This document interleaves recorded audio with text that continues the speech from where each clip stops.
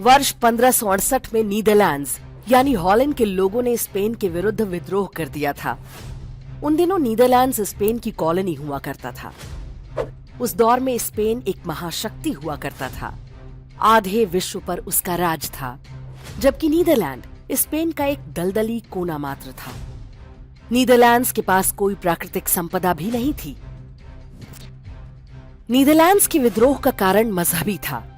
Spain Catholic ईसाई मजहब को मानता था, जबकि नीदरलैंड्स प्रोटेस्टेंट था। हम में से बहुत कम लोग जानते हैं कि कैथोलिक और प्रोटेस्टेंट भले ही ईसाई हों, लेकिन एक दूसरे के खून के प्यासे रहते हैं, वैसे ही जैसे मुसलमानों में शिया और सुन्नी। लगभग 80 साल के संघर्ष के बाद नीदरलैंड्स स्वतंत्र हो गया। इस विद्रोह का नेतृत्व वहां के संभ्रांत शासक और व्यापारी वर्ग ने किया था। इन्हें वहां बर्गर्स कहा जाता था। बर्गर्स ने विद्रोह का नेतृत्व तो किया, लेकिन कभी स्वयं हथियार नहीं उठाया। उन्होंने लड़ने वालों को फाइनेंस किया। स्पेन ने उनकी संपत्ति कुर्क कर दी तो उधार लेकर फाइनेंस किया। हॉलैंड के बर्गर्स उधार चुकाने के लिए पूरे यूरोप में प्रसिद्ध थे, इसलिए उन्हें उधार मिलने में कोई समस्या नहीं हुई। स्वतंत्रता मिलने के बाद उन्होंने अपने लड़ाकों को बड़े बड़े जहाज दिए और विश्व के चारों कोनों पर भेजा। इन्हें ही डच भी कहा जाता है। आज के मलेशिया, इंडोनेशिया और श्रीलंका को उन्होंने अपना उपनिवेश बना लिया। वो भारत में भी आए थे, लेकिन यहाँ केरल में ही त्रावणकोर के राजा ने उन्हें खदेड़ दिया था।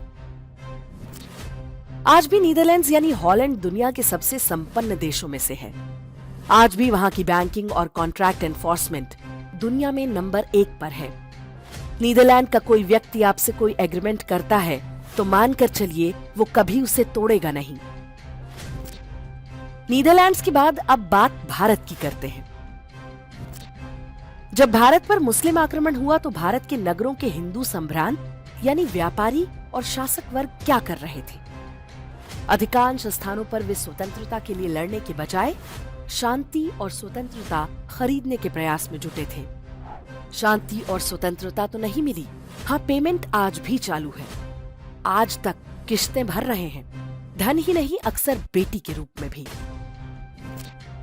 समाज के लड़ाकू लोगों को फाइनेंस करना, मजाल क्या जो पड़ोस की वाल्मीकि बस्ती के 10 युवकों को इकट्ठा करें और कहें कि तुम लड़ो, हम तुम्हारे साथ हैं। भारत आज भी सबसे गरीब देशों में है। यहाँ के व्यापारी सबसे असुरक्षित हैं और उनकी संपत्ति भी सबसे असुरक्षित है। अब जानिए कि इस कहानी का सबक क्या है। पहला सबक, हॉलैंड का संभ्रांत वर्ग अपने धर्म की रक्षा के लिए विश्व के सबसे शक्तिशाली राजा से भी भिड़ गया। जानते थे कि धर्म ही जीवन है, धर्म ही प्राण है। धर्म रहा तो व्यापार, वैभव सब रहेगा। दूसरा सबक, हॉलैंड के बर्गर्स उधार चुकाने के लिए प्रसिद्ध थे, आज भी हैं, और इसी को शास्त्रों में कहा गया है कि सम्मान और कीर्ति को खोना मृत्यु से भी भयानक है। तीसरा सबक, वे उधार चुकाने के लिए प्रसिद्ध थे, इसलिए उधार तुरंत मिल गया। जिस समाज में लोग एक दूसरे के पैसे मारने लगते हैं, वहाँ केवल गरीबी रह जाती है। गणित और संस्कृत जैसी वैज्ञानिक भाषा की रचना करने वाले हम भारतीय सभ्यता की संतान कब इतने बुद्धू हो गए? क्या हमें ये साधारण सी बात समझ में नहीं आती कि शांति और स्वतंत्रता बाजार से खरीदी नहीं जा सकती? हमारे संभ्रांत और शासक वर्ग आज भी लगता है कि आक्रमणकारियों का तुष्टीकरण करेंगे तो वो खुश रहेंगे, फिर वो हमारी शांति और स्वतंत्रता में बाधा नहीं डालेंगे। लेकिन ऐसा ना तो कभी अतीत में हुआ है, न भविष्य में होगा।